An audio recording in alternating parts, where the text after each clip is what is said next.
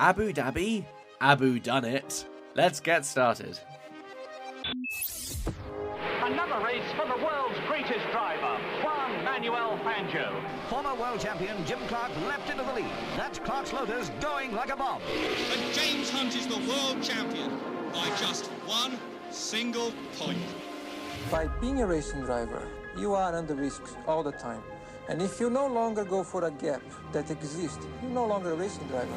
And that is Michael Schumacher ahead, the world champion. To become a four-time world champion, Sebastian Vettel, Lewis Hamilton, champion of the world. That's for all the kids out there who dream the impossible. Max Verstappen is champion of the world. Oh my God! Max Verstappen, you are the world champion! The world champion! Hello and welcome back to F1 in Review. This week we're going to be talking about the Abu Dhabi Grand Prix. A week and a bit has passed since the Grand Prix took place, but nonetheless we're here to assess what happened and discuss what the ramifications are now that the dust has settled, the Twitter, X armies have calmed down and people have got their act together. The drivers have gone off for their winter holidays doing skiing and water skiing and lounging in the sun from what I can gather online. And we're here to sort of mop up after the F1 circus has died down. And really, I think the whole of the last race was dominated by one fight. The jewel in the desert this year was the Mercedes versus Ferrari fight, which really came down to the wire. It could have gone either way in the end. I think last time we spoke, we said, well, if anyone gets a DNF, that'll be it. It will be going to the other team, the ones that didn't get that DNF. But luckily, both teams sort of put up their best fight. Both, I would say all the drivers did their absolute best. And in the end, if you haven't seen, spoiler alert, Mercedes ended up coming second in the constructors' standings with 409 points to Ferrari's 406. Now, that's not to say that Charles Leclerc didn't give it his absolute best shot at trying to take it away from Mercedes, because after what is a pretty disappointing qualifying for Mercedes, it really could have gone the other way. Charles Leclerc ended up qualifying in second. Carlos Sainz, unfortunately, was down in 16th. But with Lewis Hamilton in 11th and George Russell only in 4th, it did look like sort of advantage was heading over to Ferrari if Russell couldn't get his act together. But we seem to get sort of drives for their lives in this end race, which saw Charles Leclerc coming in second and George Russell ending up in third place. So that summary there doesn't give that race credit. If you haven't seen it, go back. I would implore you, go back and watch the race. It was actually very, very interesting. Some of the last minute ditch tactics from Charles Leclerc. Angus, what do you think? Was it fair? Do you think? Are you pleased with Mercedes in second place? Was it fair for Charles Leclerc, not to be able to clinch that for Ferrari? And out of the two, right, with Charles Leclerc, George Russell, both driving for absolutely everything they had on the day, who do you think gave the better performance, if either of them? I think that Leclerc had a pretty storming weekend. I think he's had a very storming end to the season, hasn't he, with this good qualifying run. The fact that him and Verstappen shared the final 5 front rows of the season, and the fact that Leclerc got pole in 3 of those was very impressive. He sort of that maverick speed that we know he has kind of returned in the latter part of the season. And if you look at it overall, I'd say that he had a better weekend. I was impressed by Russell. I think Russell's had a poor year. I think he's admitted that himself. And the fact that the race in Abu Dhabi was only his second podium of the year when Hamilton has, 6 or 7 podiums in total, shows a bit of a difference between those two drivers so far this year. I think Leclerc, it's interesting, isn't it? We say Leclerc did the better job, but then obviously he didn't quite nail down second place for Ferrari. I would have loved to have seen, the sneaky part of me would have loved to have seen Leclerc back into Russell for those last few laps to try and really push him down and get that 5-second penalty advantage for Perez. It's just like we saw Perez blocking Hamilton in Abu Dhabi 2 years ago, which contributed to helping Verstappen win the championship. Or I don't know if you remember throwing it right back to 2016 when you had Hamilton, who knew that he needed Rosberg to finish 4th or lower for him to win the championship. So on the last couple of laps, he backed off the field, so it was the top 4 all line astern. Didn't work in the end. Yeah, but I would have loved exactly. for something similar. That one was weird though, because I always think that Vettel didn't get past on purpose, because it was Rosberg backing Hamilton up into Vettel, and I watched it back a few weeks ago actually, and I don't know. I think Vettel stayed behind. I don't know if that's that's like a hot take 6 years later, but it did kind of feel like that, didn't it? Yeah, on that day, because the backing up that happened, those top 4 were separated by 1.6 seconds at the line, and you're right. I think that I do remember Vettel almost not having a go into the final corners, simply almost out of principle. Like, he knew the situation himself, and he knew that it would have been unfair for Rosberg to lose out in such a scenario. But if you look at it in the grand scheme of things, I think that whilst it's fun, it might have been. I think you would have had a lot of people complaining, wouldn't you, if the championship have ended that way, with a position change happening because of an event such as that. However, you did still get a good fight. You got a race actually where there was lots of different things going on, lots of different battles. It was quite one of the more interesting Abu Dhabi races I have watched in my lifetime, I'm willing to admit. Especially with the battle for second and third, kind of framed the whole race, whilst Mr. Verstappen cruised along at the front, 18 seconds clear, just doing his own thing, as usual. But he's casually, after having his record-breaking win streak broken, he's just casually racked up 7 wins in a row again at the end of the year without us even noticing, without breaking sweat. But Red Bull clear, but then, and as proven as well by Perez coming back through the field into an eventual 4th because of his penalty. What did you think of the penalty, by the way? Did you think it was a fair one? I thought you probably would say it was a fair one as a McLaren fan yourself, but I think maybe from an impartial point of view, I'd say that it was probably a penalty, because he did kind of do that thing where you go into the corner, don't steer enough so that your rival is pushed out wide. It wasn't. It wouldn't have been fair, I don't think, if that had been allowed to stand in Perez's favour. Oh, it's a really difficult one. I don't know. Genuinely, this is such a hard one, because yes, okay, it's going to be hard to be impartial. I do think the penalty was justified, but that's not to say it was right. So I feel like the FIA stewards presented their argument in a way that was relatively compelling. But I think the next question is, right, so is that then enough, or do we need to change the rules slightly, or what? I feel like the reasoning behind the penalty made sense. They felt that Perez wasn't in control of the car. They felt that he basically ploughed into the side of the McLaren, and therefore he was at fault, and then he got a penalty. And I mean, in fairness, a 5-second penalty is the minimum penalty they can give. And it was the fact that he was kind of out of control that they say that gives him the penalty. The problem is that's always going to be very, very. It's going to be down to interpretation. It's going to be very personal. Some stewards would be sitting there thinking, "I don't think it was a penalty." I believe commentators like Martin Brundle didn't want it to be a penalty. But the thing is, it's pretty consistent with what we've seen as well from Perez, and in terms of Perez's penalties. Don't forget that Perez has done this multiple times now, and it seems to be that his trademark is lunge it in and hope for the best. I mean, it's kind of what ruined him in Mexico. And I just can't help but think, would he have got past if he had just been a bit more strategic? Probably.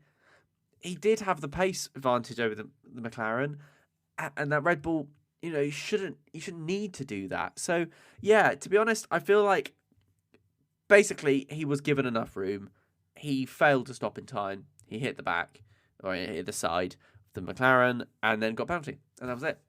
I mean, in the great scheme of things, it was kind of no harm done because, Norris was fine, but it's the principle, and you can't take, as everyone keeps telling me, it's not the outcome that matters. So it doesn't matter that Norris was fine, right? But the fact was he was out of control. He did cause a collision, and so that's it really. It was a penalty. I can 100% see why others think the other way. And that's why this one is so difficult. Because if I was making the decision, I probably wouldn't have given it. If I'm going to be honest, I probably would have put it down to hard racing on a difficult track. It was the longest time difference between the last race in Las Vegas and then Abu Dhabi. So the drivers are shattered. It's a hard race. These things do happen with drivers that are putting everything on the line. So I probably wouldn't have given it, but I felt like the penalty was justified, that I can see why it was, and therefore I wasn't too frustrated by it. But the ramifications of that penalty were, as you say, pretty significant, because it basically meant that George Russell, when he got overtaken by Sergio Perez, knew that he was going to retake Sergio Perez again later on, which put Charles Leclerc in a very difficult situation where it was in his best interest to try and get Perez as far away from George Russell as possible. I don't quite follow what Leclerc was thinking he could kind of do, because even if Sergio Perez got into second place and got those 18 points, there's only 3 points between third and fourth. And so he would have had to overcome a large delta of points. So if I'm honest, it was some incredible lateral thinking under some very difficult scenarios for Leclerc. But I don't see that strategy having paid off. It would have been more interesting, I think, if Sergio Perez had backed Russell up into Lando Norris and Oscar Piastri and to get them forward. But I thought what it was an incredible display of team spirit from Leclerc. Screw my race. What do I need to do to really bring it home? And I think Ferrari as well were in a really difficult position this weekend, because with Carlos Sainz so out of position, their strategy was basically run him as long as they can on a compound tyre, and then hope there's a safety car, and then I get overcut everyone else with that safety car, and it was just never going to work. Never going to work. Well, that's not true. It does work, doesn't it? And that's why they did it. But it was a symptom of the fact that Carlos Sainz did everything he could, apparently, this weekend to try and lose Ferrari that position. But as it turns out, luck was on Ferrari's side, because as it would happen, I think Hamilton was out of form as well, which was a bit weird, don't you think? Yeah, I mean, luck was on their side. Ironically, in the end, they didn't quite make it. But yeah, definitely, Ferrari kind of had one hand tied behind their back with the fact that Sainz, one, didn't have a great qualifying, but two, was nowhere in terms of pace. He really didn't progress that fast through the field, and he didn't manage to take advantage of any potential strategy opportunities. I think Ferrari basically putting on as long as possible on one tyre after the first pit stop was interesting, but then you could tell they were just hoping for a safety car, almost like they knew his pace wasn't good enough throughout the day. And then when they didn't get one by the end, they honestly, I forgot, it was missed this in the coverage, but he retired on the last lap with an engine problem. So once he realised, I think he pitted, came out in 15th, and once he realised he couldn't make the points, he was like, yeah, I'm done. He just finished it off and went back to the pits. So a very, very much the actual definition of a damp squib for Carlos Sainz in that race. But yeah, Mercedes, despite claiming the second, they got lucky that Sainz had such an off day, because Hamilton had a real off weekend, because 11th in qualifying, slower than Russell the whole time, couldn't progress that well in the race. Hamilton still finished behind the AlphaTauri at the end of it. He obviously did that massive lunge on Tsunoda into that hairpin on the last lap, but then had a slippery car, a bit of oversteer, overcooked it, and then had to surrender that 8th place again. Mercedes got lucky, but they'll take it. I think they'll take it at the end of a year, which has not been a good one once again, where they've kind of yo-yoed. I think all of this year, all of Mercedes, Ferrari, McLaren and Aston Martin have yo-yoed between being the second fastest and fifth fastest cars, sort of in that sort of battle. Obviously some like Mercedes and Ferrari have been able to maintain their form for longer, whilst McLaren and Aston Martin have had almost bursts in one half of the season. So McLaren were awful the first half but then had a resurgence. Aston Martin were awful in the second half, having had a resurgence of their own leading up to kind of Silverstone time. So that's probably the main story of their seasons, really. Mercedes got lucky in getting that second place, and they had a winless year. I say again a winless year. Hamilton had another winless year, but they've had Mercedes ever since Abu Dhabi, with that race happening. They have won one out of like 45 races, which is staggering, but also shows you, even though we had all this dominance, and when we did the podcast during the Mercedes dominance, we were going on about, please can this end? Like, it's like Hamilton winning all the time, please, like, honestly, when is it ever going to end? And yet, here they are, one race win out the last 2 seasons, and now it's saying, Red Bull, please, when's it going to end? It shows that for all the dominance that teams can have, one day it is vulnerable, and one day it will crack. So Red Bull can end up being the same. It's just Mercedes at the moment have a little fallow period, a very fallow period, you could say. But they managed to get that second place, and they'll definitely be hoping that they can go into next season with a better car concept. We know that Hamilton's been complaining that the engineers didn't listen to him with the car concept for this year. So he'll be hoping that they go in next year with the car concept that he likes, and one that they can get on well with. Yeah, well, I suspect, because we kind of have seen where the wind is blowing, really, that Mercedes will come out with a car that's quite similar to the rest, and the most dominant car. As I said, it's analogous to crustification. I think maybe it's called, where everything turns to crabs. Everything will turn into the Red Bull this year, and then there will be a rule change, and then a team will come up with the best option, and everyone will then morph into that. I've just finished, actually, the Brawn series that came out, the 3-parter.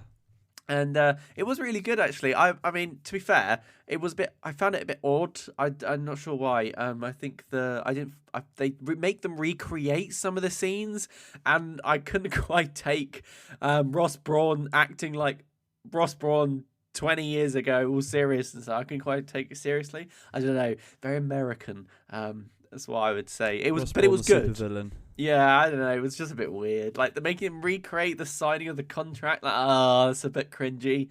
You didn't really do that. Oh, you did do it. Oh, look, you made Rubens Barrichello dress up as Rubens Barrichello, 20 years ago. Glad he still fits in his race suit. That's what I will say. Bless him. You just absolutely killed him there. Yes, sorry, Rubens. But my point with that tangent was that they came out of the gates with a couple of them had the double diffuser, and Brawn's one they made it work much better, but everyone eventually got the double diffuser, and Red Bull sort of came storming up, and Vettel thought he could take the championship, and as the narrative goes. And it's kind of going to be like that next year. Everyone's going to come out of the gates and say, ha, we've taken the Red Bull design, but we've improved it. We've Mercedesified it, or Ferrarified it, or Alpined it, whatever you'd like. And as a result, we're going to get basically, I don't know, 10 different versions of the same thing, each trying to perform in different ways, because Williams might take the Red Bull design but think, well, we still want to be the fastest on the straights, and that's what they'll develop into their cars. And so overall, the best team of the year usually is the one that is on average the best, and unless it's this year when Red Bull's just being completely dominant. I mean, come on, winning all but one race, that's absolutely insane. That's so insane. But to be fair, I think if I had to pick between Mercedes and Ferrari and which one was going to end up taking second place in the constructors, I think it was probably going to be Mercedes. I think they were the stronger team this year, and I'm looking forward to seeing what they can do next year. But unfortunately, time is not on our side as we hurtle through yet another episode of F1 in Review. And it's time to sort of move on from the Ferrari Mercedes shenanigans. We've talked about Perez and his particularly problematic performance. And now it's over to what I think is a very happy topic, and that's your favourite and mine, Williams, because Williams managed to do the thing that no one thought they were going to do except me. I did. I thought they were going to do it and take 7th place in the Constructors' Championship. So, Angus, I think the question on everyone's mind is, firstly, is this symptomatic of Williams' future success?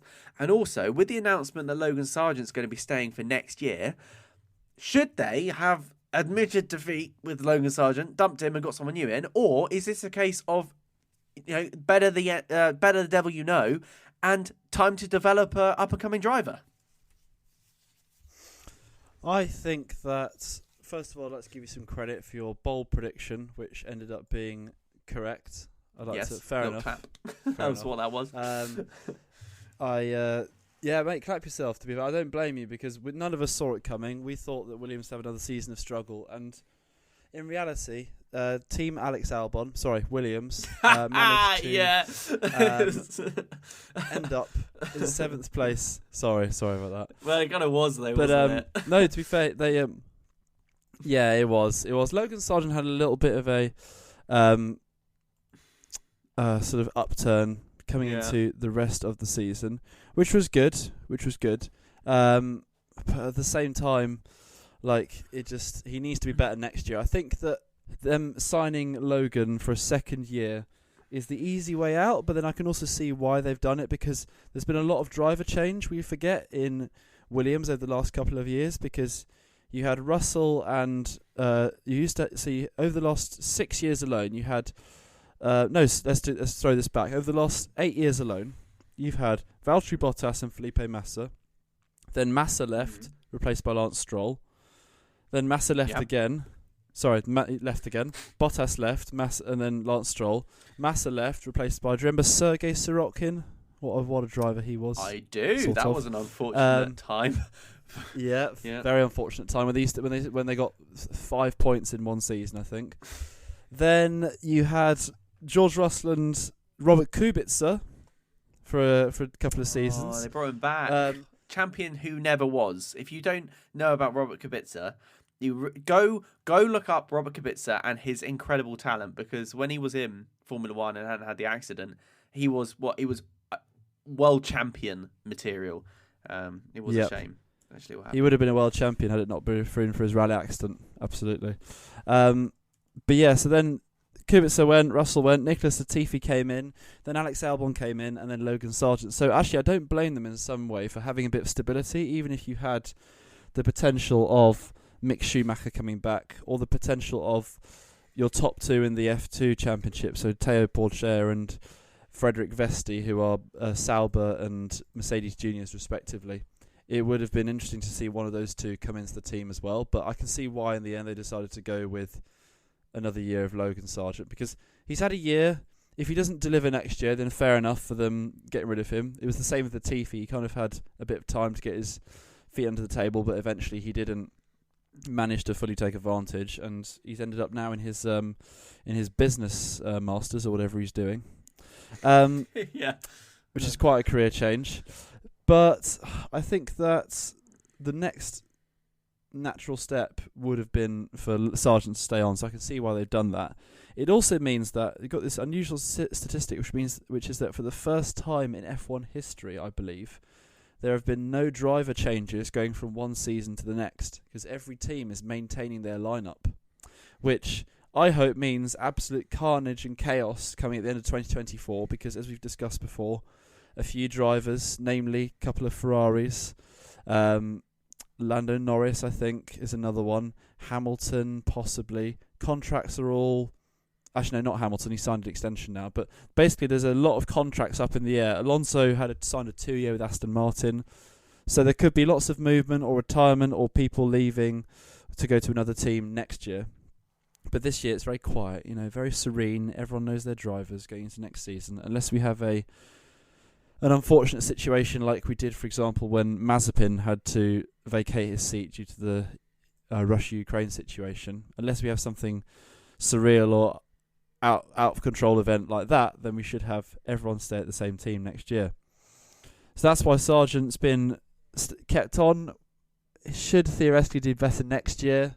Williams as well should theoretically do better next year. They've been obviously progressing up to 7th this year. We were watching that closely in the last race with seeing if Tsunoda and Ricciardo could get the points to overtake Williams, because Williams realistically weren't really with it in Abu Dhabi, whilst AlphaTauri certainly had some pace. But they got that 7th, they'll get the extra money. They'll still get more wind tunnel time than Alpine, Aston Martin, McLaren, etc. And Williams already making confident noises-ish about their car for next year. Alex Albon saying that he's driven it in the sim and he felt it was an excellent car so far, based on what came out of the wind tunnel. So there's the possibility even that Williams may progress forwards next year and not backwards, and could be on for some greater prizes further down the line. Maybe a podium next year. Who knows? We've seen Alpine on the podium a few times this year, haven't we? Maybe we could see the how many is it? Twice, I think they got a podium. One for Gasly, one for Ocon. So maybe we can see the same from Williams next year. Maybe we can see the odd podium for them. I don't necessarily think they'll jump into the Aston Martin McLaren group, because that would require them going from scoring 28 points this season to getting 200 plus, and that would be, I guess, not impossible. I mean, Aston Martin did it, didn't they? Yeah, they did. So, but definitely forward progress is on the agenda for Williams, which is good to see. We like Williams. They're nice. They're cozy. They're old F1, and if we do well, that kind of makes us feel warm inside, doesn't it? I think we just root for anyone who's at the back. In an ideal world, you would get a complete and perfect rotation of the teams every 10 years. You know, and you're like, next year they'll be at 6th, then eventually they'll be at the top. But I don't know. We always root for the underdog, and don't forget how happy we were when Haas looked like they were going to be at the front for a bit. You just can't help it. You just want everyone to be doing really well. In a perfect world, every team would be fighting for the win at some point in the year. But fortunately, we don't live in a perfect world, and Williams has had to come back from so far. But to nail down that 7th place is really important. It's more money, it's potential more sponsorship. And yeah, actually, I agree with you. It's the mature option to keep Logan Sargent. Sure, he hasn't been brilliant. He hasn't. But then they admit, and Williams admit, that they brought him in too early. And I think there was a really interesting conversation with James Vowles when he said that they'd brought him in too early and they were going to develop him. And I was like, wow, a team bringing in a young driver and not just ejecting them. Wow. That looks at you, unusual. Red Bull. It's kind of unusual. It's a mature and I would say reasonable stance, because you can't expect him to be brilliant out the gates. And yeah, okay. I mean, we were a bit silly about Logan. We said, I think he's going to get 2 points. Look how brilliant I am. And he didn't get any. And it is funny. But realistically, he has come a long way. And this sport is hard. And being a rookie is difficult. Not everyone can be Lewis Hamilton, Max Verstappen. I mean, dare I put Oscar Piastri in that group? But there are sometimes drivers where they will just be amazing out the gate, and especially when we've been so lucky to see the dominance from people like Sebastian Vettel, Lewis Hamilton, and Max Verstappen, drivers that you could see the talent a mile off. I mean, I was watching some old Top Gear, right, and they had Lewis Hamilton on, and it was the year before his championship, and the fact that he nearly won it, and you could just see the expectation from everyone around him, how he was going to be a world champion. And yeah, okay, Logan Sargent might not be that, but that's not to say he can't get there. And this is the point I think Williams are making with Logan, is you've got to give him a chance, because he might well be that good. Give him a little bit more time. Alex Albon's come on leaps and bounds since his unfortunate collision with Red Bull. And I mean that in the sense that he went up to Red Bull and then they threw him out. He hasn't had any collisions with Red Bulls this year, I don't think. But Yeah, and now I see Alex Albon as a properly strong, talented driver that has led a team from the back to 7th. So, yeah, I think it's a really mature thing to do. If he's not picking up the pace by the end of next year, yes, questions will be raised. 2 years is a long time in the sport, and Williams want to continue projecting themselves forward. And with other potential talent lying around, then this could be a moment for Williams to move on. But yeah, I'm in agreement with you. I just think it's a really nice thing that they're keeping the drivers. I do wonder though whether this consistency between year and year is. Well, there are two elements to it. One is the fact that the teams want stability, but secondly, potential for new drivers to come in, and whether or not there is what the team see as a strong talent waiting in the wings, and it may well be that the teams just don't want to risk anything at the moment, and there hasn't been anyone to risk it for, which I think is a real shame because it's clearly we've had some excellent pace from people like Liam Lawson, who I think need a seat. So if you had to pick a driver which you thought was most at risk to be lost, either at some point in the season we're about to go into 2024 or at the end of next season, who would it be? I think that it's probably Logan Sargent, if I'm honest, in terms of if we were to look at who's the most under pressure, because you've got loads of drivers there. I don't think Sergio Perez is under pressure. I think he gets a year just because unless he really is awful, like he will still get a bit of time, or he'll be able to buy himself a bit of time. So I honestly think Sargent is the one. Like Zhou Guanyu possibly, but then he's kind of become a bit more solid and reliable than he has been in the past. Yuki Tsunoda would have been a prime candidate for that. But again, I think he's become more solid. I think that the standard of the grid at the moment is actually very high. I think that even your drivers who are fighting for... There were some great battles in the race that we saw in Abu Dhabi. Drivers fighting for 15th, 16th, 17th. And these are all very good drivers who, in another generation, may well have got more of a break and not be fighting for those positions. I just think the quality of the grid is very strong at the moment, and that no driver really is necessarily under pressure. You also have a situation, I was thinking this because actually what I did the other week is for the first time probably ever, or at least many years, I tuned into the Formula 2 race, the season finale, because you had the title fight and it was 9:15 on Sunday morning. I was up and I was like, you know what, why not? And it dawned on me that out of F2, the two drivers used to get a lot of drivers who would win GP2 or F2 in their first year, and that made them a lot more attractive a prospects to be on the grid. So drivers who've won the feeder series in their first year include Lewis Hamilton, Charles Leclerc, George Russell, Oscar Piastri, Nico Rosberg was another one back in the day. Nico Hülkenberg, I think, another one. All drivers who went into F2 first year won it.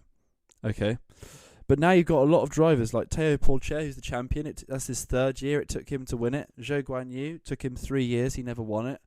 The driver who won last year was Felipe Drugovich, who's been around with Aston Martin this year. That was his third or fourth year, I think. Frederick Vesti, who was the runner-up this year, that was his second year in F2. Sorry, the highest driver who was a rookie was Victor Martins, who came fourth, I think, or fifth in the championship. So there's less and less drivers who are in that championship where they put in a performance where you think, right, I have to pick them. I know Piastri had a year on the sidelines, but he won F3 and F2 in both his first years. He didn't give teams an opportunity to dwell or err on the side of caution.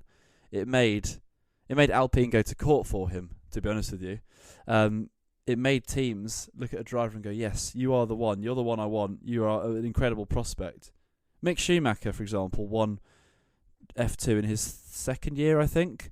And look what's happened to him. He was in for 2 years and now he's out again. So, I think it does have a big impact on the perception of drivers, because you have to be very, very good now to get on the grid. Even Liam Lawson, who had a brilliant cameo, he has not been able to force his way on just yet. The standards is ridiculously high, I think, at the moment, which speaks for volumes of the talent that's on the grid. But it also means that arguably there's lots of drivers who aren't necessarily under pressure. And sure, they could string together a few bad results, but there aren't any you look at, maybe other than Sargent, where you go, yeah, they could be replaced anytime. Yeah, I mean, that is an excellent point. Very well made. And I think the perfect place to end this week's episode of F1 in Review. And it has been a very exciting season. Our season of F1 Review is not quite over yet. We will be back next week to discuss the fallout from the season, an F1 season in review episode, if you like, where we go and take a look at some of our predictions, some of the highs and lows, as well as take a little bit of an insight into what may be upcoming in the next year of Formula One, when hopefully things mix up a little bit. Now, there won't be a race now for quite a while, not until we head into the new year, but do come back next week where we'll be going through some of the highlights and perhaps lowlights of the season of 2023. So if you have got to this point, thank you very much for listening. Please do follow us on our social media. We're there on X, formerly Twitter. We're at F1 in Review. You can also find us on TikTok at F1 in Review as well. So thank you very much for listening, and we'll speak to you next week.